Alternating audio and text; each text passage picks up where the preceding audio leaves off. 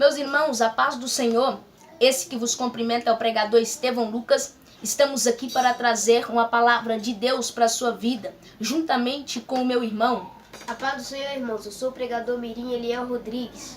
Você que está nos assistindo através das plataformas digitais, peço a você do YouTube que se inscreva no nosso canal do YouTube. Deus venha continuar abençoando a sua vida em nome de Jesus. Se inscreva no canal, ative o sininho, receba vídeos maravilhosos para a sua vida, receba conteúdos edificantes para a sua caminhada cristã, no nome de Jesus. O livro que vamos ler está em Atos dos Apóstolos, capítulo de número 12, versículo de número 5, que vai nos dizer: Pedro, pois, era guardado na prisão, mas a igreja fazia contínua oração por ele a Deus. Quando nós vemos o livro de Atos, nós vamos ver que este livro foi escrito por volta do ano 90 depois de Cristo. A opinião aceita acerca da sua autoria é que o evangelista Lucas escreveu este livro, ou seja, o evangelista Lucas que escreveu o Evangelho de Lucas também escreve o livro de Atos dos Apóstolos. Alguns escritores dizem que este livro de Atos dos Apóstolos é como o segundo volume para o seu evangelho.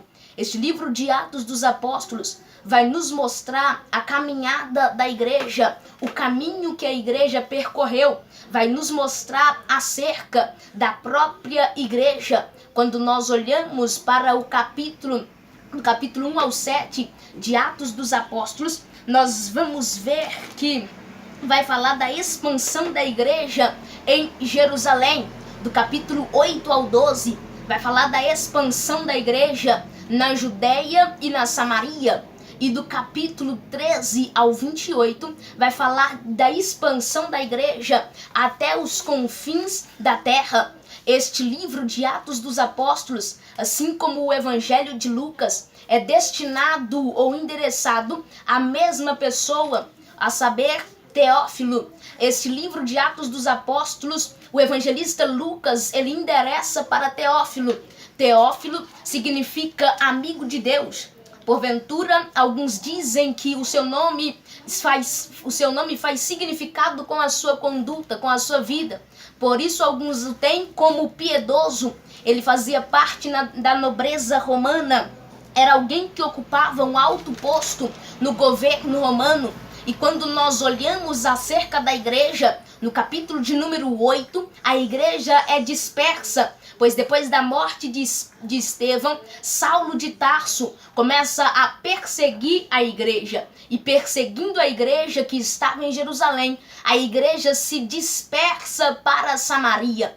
Ou seja, a igreja que outrora estava em Jerusalém, fazendo a obra de Deus, agora está em Samaria, onde cada um se torna um missionário, cada um começa a evangelizar, nada mais que fazendo o papel da igreja. Então, a Bíblia vai nos informar que cada um se torna um missionário. E Filipe, descendo para Samaria, ele começa também a pregar. A igreja que estava em Jerusalém agora está em Samaria, pregando a palavra de Deus. E diante da perseguição, em Atos dos Apóstolos, capítulo 8, versículo de número 8, vai dizer que entre eles havia grande alegria. Olha o que diz: e havia grande alegria naquela cidade. Diante da perseguição, diante daquela luta, daquele ataque religioso, havia também grande alegria naquela cidade. Diante da perseguição, o povo se alegra.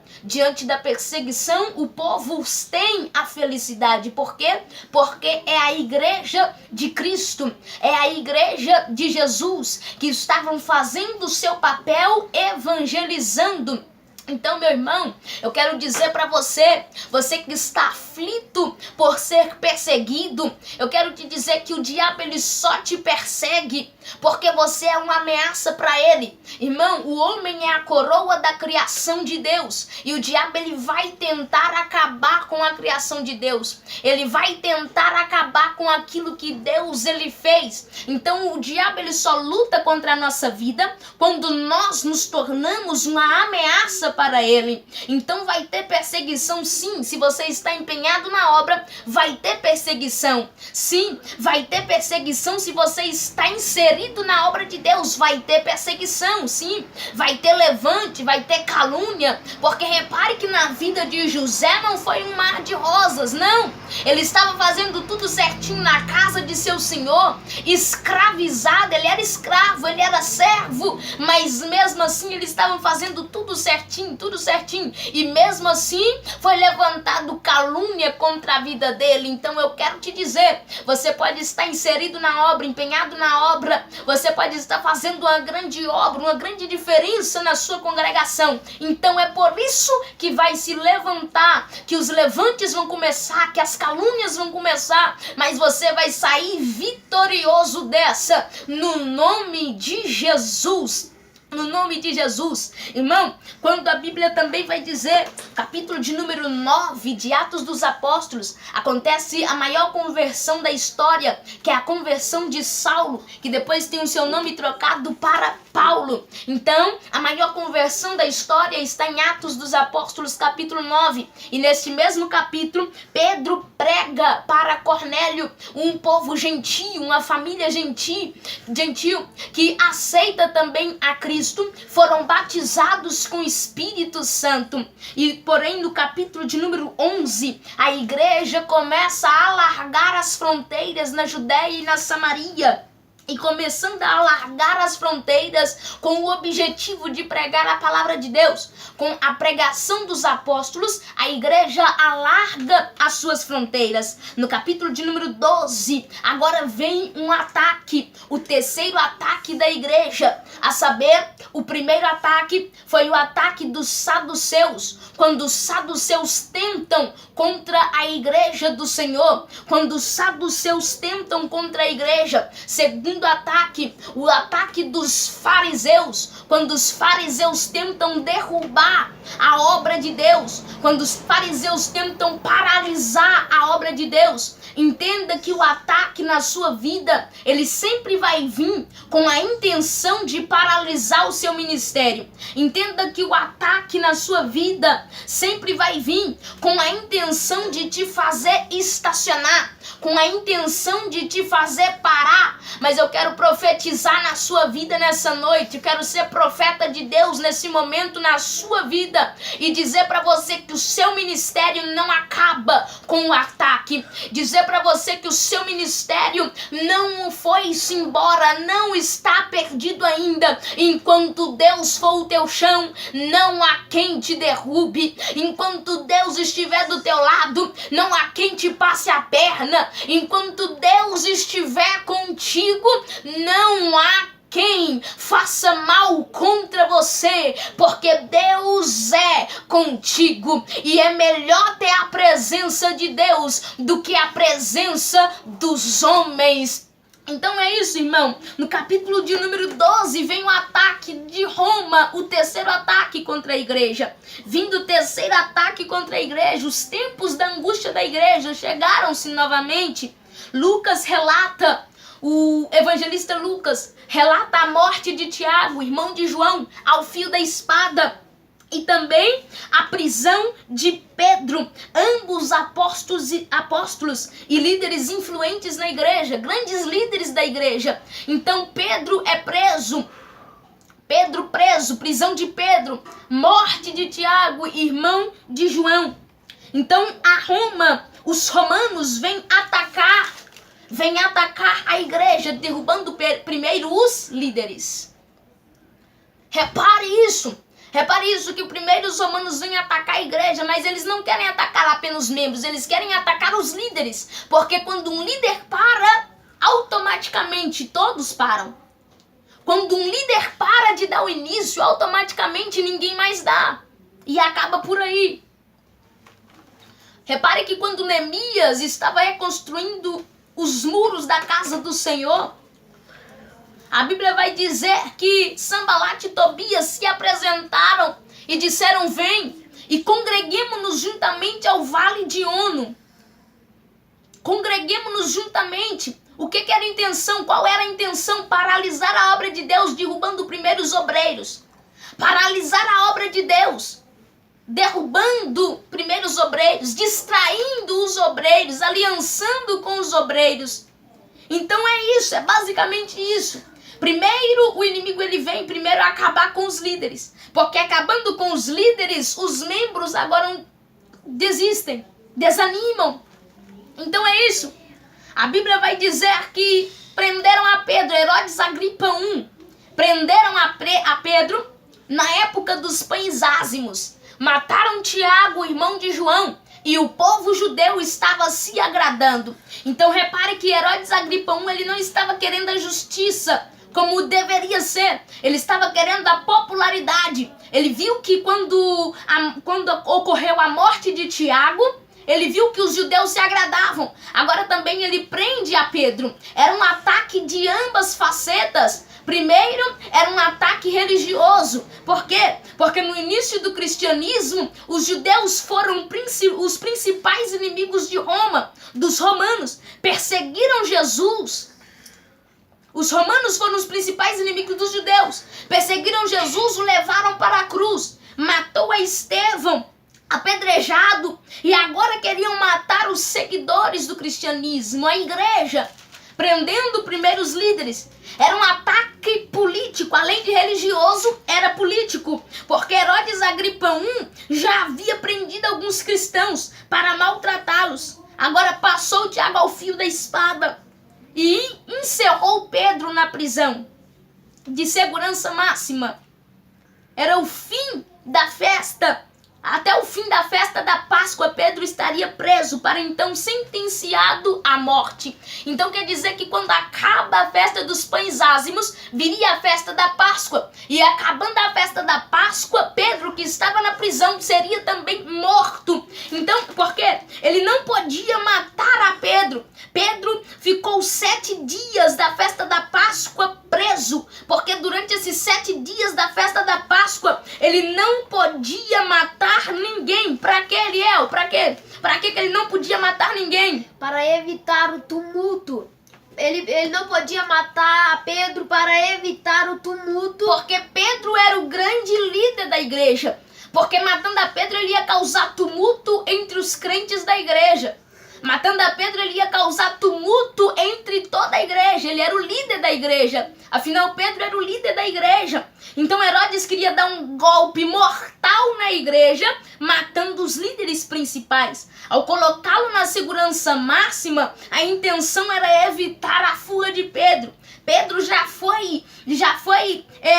ele já fugiu de algumas prisões. Pedro já deu fuga em algumas prisões. Então agora ele é colocado em segurança máxima, algemado a 2 soldados, cada um de um lado. Olha o que a Bíblia diz: algemado a 2 soldados, cada um de um lado, guardado por 4 escoltas de 4 soldados cada. Além de 16 soldados guardando ele ainda tinha 2, um do lado direito, um do lado esquerdo, algemado a sua mão. Segurança máxima, segurança máxima. Diante da ótica humana não tinha jeito. Pedro estava preso. Ia ser sentenciado à morte depois desses 7 dias da festa da Páscoa. A situação mostrava desesperançosa. Não tinha mais esperança, sem esperança.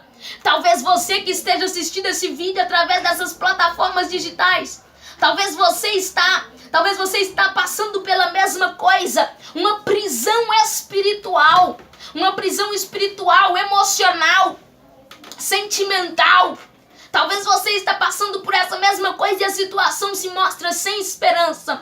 Eu quero ser profeta de Deus na tua vida nessa noite, que a sua situação vai dar uma reviravolta. Eu quero ser profeta de Deus na tua vida, que a sua situação não continua desse jeito.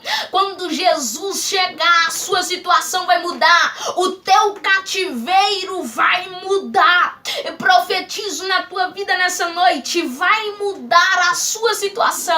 O teu cativeiro vai ser mudado no nome de Jesus. Irmão, os crentes, como foi a reação? Toda ação tem uma reação. Como foi a reação dos crentes diante dessa prova, diante desta situação? Primeiro, o que eles não fizeram? Eles não foram para a rua.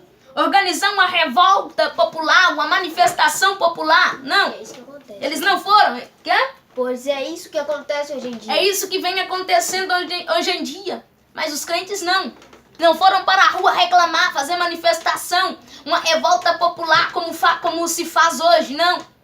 Os crentes não baixaram abaixo-assinado, reivindicando seus direitos, não.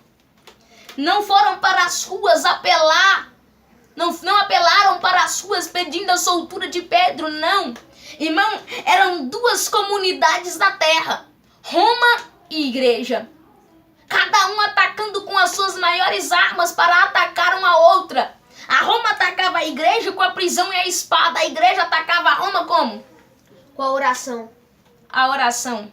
A oração de um justo pode muito ter seus efeitos. A oração de um justo. Ele acabou de dizer, a oração de um justo pode muito em seus efeitos. Cada um atacando com as suas melhores armas. Roma, prisão e espada. A igreja, Oração. oração.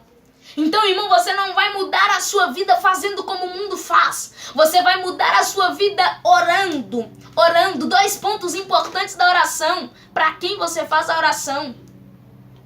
Para quem você tem orado? Talvez você diz, pregador, eu tenho orado. Para quem você tem orado?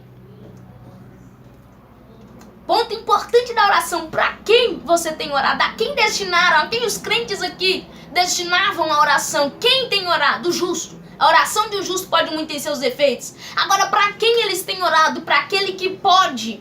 Para aquele que pode mudar. Eu quero profetizar na sua vida. Para aquele que pode mudar a sua situação. Para aquele que pode mudar o seu cativeiro. Para aquele que tem na mão o controle da sua vida. E ele está te dizendo nessa noite, eu tenho o controle da sua vida. Eu tenho o controle da sua vida na minha mão. O controle da sua vida não saiu da minha mão. Então, se tudo isso está acontecendo, é porque eu estou permitindo isso acontecer. A igreja atacou com a oração. A oração. Destinaram a oração para um Deus que pode. Oi? Talvez a luta é apenas um sinal de que Deus ele ainda está com você. A luta, ele nunca vai te dar uma luta que você não possa alcançar. Por quê?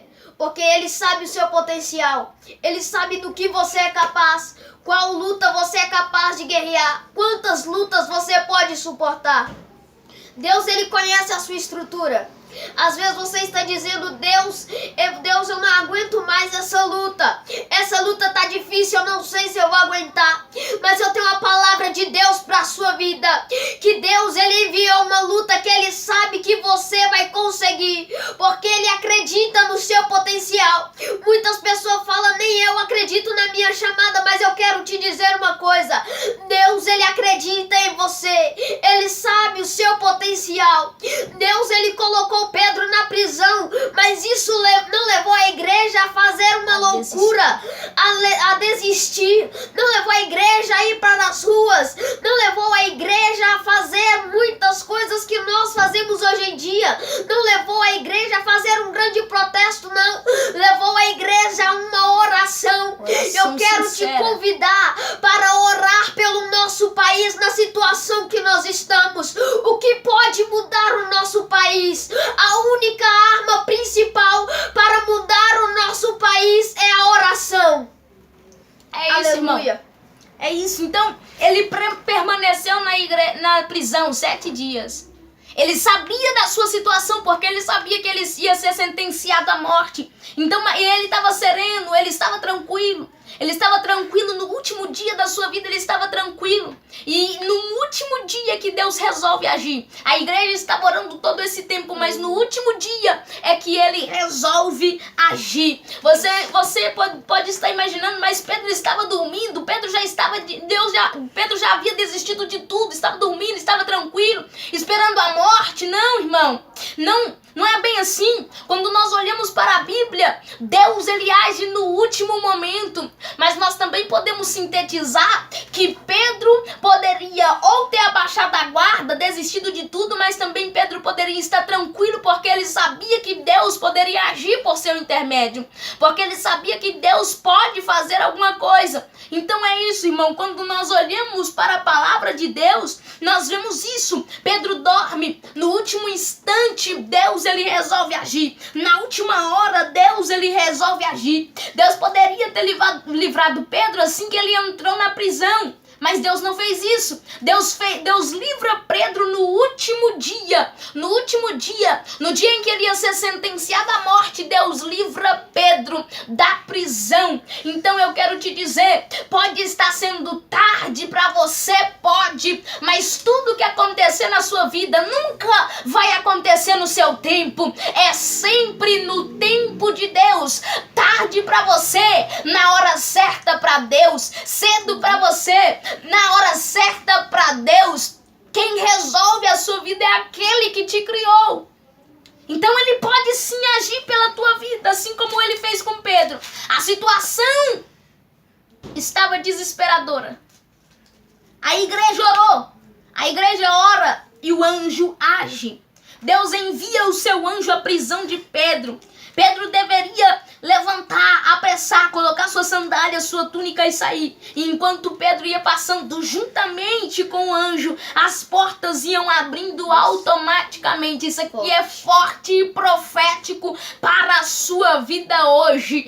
Enquanto você tomar uma posição, se levantar, colocar a sua sandália, a sua túnica e seguir a ordem de Deus, as portas na tua vida familiar, as portas na tua vida sentimental, emocional, as portas para o teu ministério vão se abrir automaticamente. Não precisa de você se desesperar batendo na porta, não. Não precisa disso, porque as portas vão se abrir automaticamente. Lembre-se comigo do que Deus disse de Ciro em Isaías capítulo 45. Deus, ele fala na boca do profeta Isaías acerca de Ciro. Ele disse a Ciro: eu o pegarei pela sua mão direita e o levarei às nações, e as portas vão se abrir e ninguém há que vai fechar essas portas. Então está profetizado na sua vida. Eu quero profetizar na sua vida as portas que Deus abriu ao seu favor, ao seu intermédio, ninguém poderá fechar. As portas ou as coisas que Deus ele fez por você, ninguém pode fazer ao contrário, porque Deus é o dono da sua vida. Pode vir a aprovação que for, mas Deus está no controle da sua vida. No último dia, Deus ele resolve agir. Deus livra Pedro. E é esse livramento que amplia os horizontes do ministério da igreja. Depois desse livramento, Pedro se retira. Vai para a casa onde os crentes estavam orando ao seu favor. Agora vem a resposta da oração. Os crentes veem que a sua oração obtiveram resposta. Depois de uma experiência dessa, irmão, eu admito que eu ia orar mais. Depois de uma experiência dessa, todos nós iríamos orar mais. E Deus, ele está fazendo do mesmo jeito que ele fez na vida de Pedro, ele está fazendo pela tua vida hoje. Uma experiência que você vai passar que vai levar a você a orar mais. Uma experiência que você vai passar que vai fazer você a jejuar mais. Uma experiência que nós vamos passar que vai nos levar a fazer mais para Deus. A fazer mais para Deus. Porque não é só Deus que tem que fazer a parte dele, é nós. Nós temos que fazer a nossa, enquanto Deus faz a dele. O que é para nós fazer, ele não faz. O que é para nós fazer, ele não faz. Então é isso, irmão. Espero que essa palavra tenha falado ao íntimo do seu coração. Peço você que de antemão já se inscreva no canal, você que não é inscrito. Estamos começando agora esse canal. Peço a você, deixe seu like, inscreva no canal, ative o sininho, receba vídeos maravilhosos e edificantes para a sua vida. Conteúdos abençoados para a sua vida. Compartilhe esse vídeo para que esse vídeo venha chegar a mais corações.